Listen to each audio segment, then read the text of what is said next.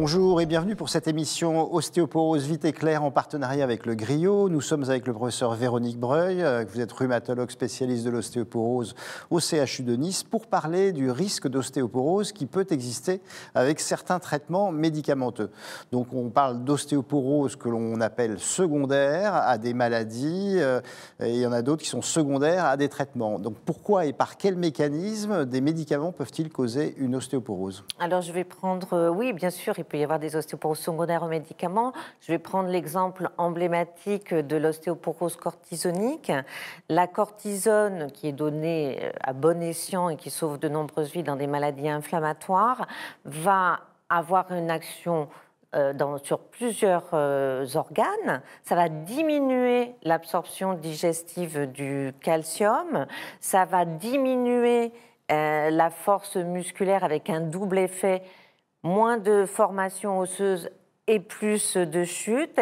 Et puis, ça va aussi diminuer, ça peut jouer un rôle sur d'autres hormones qui sont nécessaires pour la bonne santé osseuse.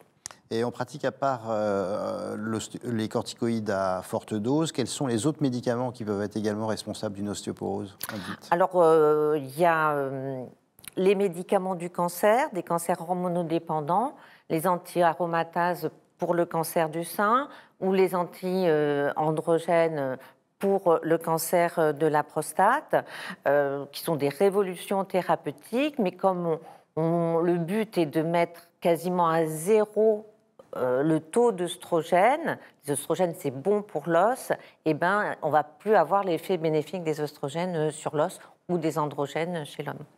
Alors, qu'est-ce qu'on peut faire quand il y a nécessité et une bonne indication à prescrire ces médicaments anti-hormonaux? Qu'est-ce qu'on peut faire pour minimiser leur effet sur l'os?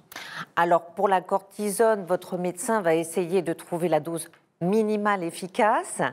Il faut évidemment avoir des apports en calcium et en vitamine D optimaux. Il faut garder une activité physique et vous devrez bénéficier finalement d'une évaluation avec un examen qui est pas du tout douloureux et qui est remboursé dans ses indications, qui est la mesure de la densité minérale osseuse, pour déterminer si, en plus de ces mesures indispensables, vous avez besoin d'un traitement spécifique.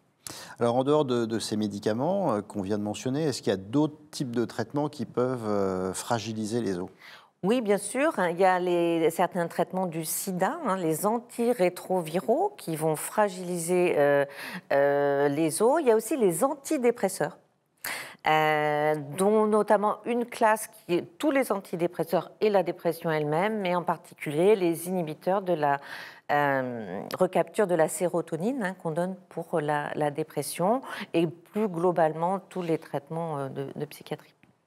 Alors, quand on sait que ces médicaments peuvent donner une baisse de la quantité d'os, comment est-ce qu'on peut surveiller ces traitements de ce point de vue-là et évaluer l'os sous ces traitements? Eh bien, on va faire un examen, donc, comme je le disais, qui est non douloureux, qui est la mesure de la densité minérale osseuse, et on va le suivre, on peut le suivre dans le temps. Alors, il ne faut pas faire, c'est un examen qu'il ne faut pas faire tous les jours, ni tous les ans même, mais on va évaluer en fonction de votre risque à 2 ans, voir si il y a eu une diminution significative. Et est-ce que, quand au cours de cette surveillance, on s'aperçoit que la quantité d'os diminue, est-ce qu'il peut être nécessaire de prescrire un vrai traitement anti-ostéoporotique en dehors du calcium et de la vitamine D? Alors oui, effectivement, et c'est la bonne nouvelle. On a des thérapeutiques qui peuvent prévenir cette perte osseuse, et donc il y a des recommandations. C'est des médicaments, souvent par exemple pour le cancer et même pour la cortisone, des biphosphonates, qui sont des médicaments qui vont se fixer dans l'os pour l'empêcher de se détruire. Et donc, il y a des recommandations et ça peut être prescrit par votre médecin selon ces recommandations. Alors, c'est quoi votre message final donc, sur les ostéoporoses qui peuvent être induites par certains médicaments?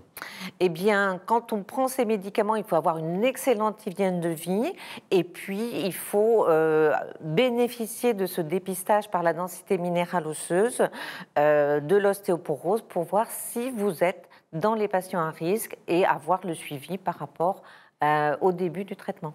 Merci beaucoup Véronique Breuil. Je vous rappelle que vous trouverez toutes les informations complémentaires et nécessaires sur le site du Griot, dont l'adresse s'affiche en ce moment.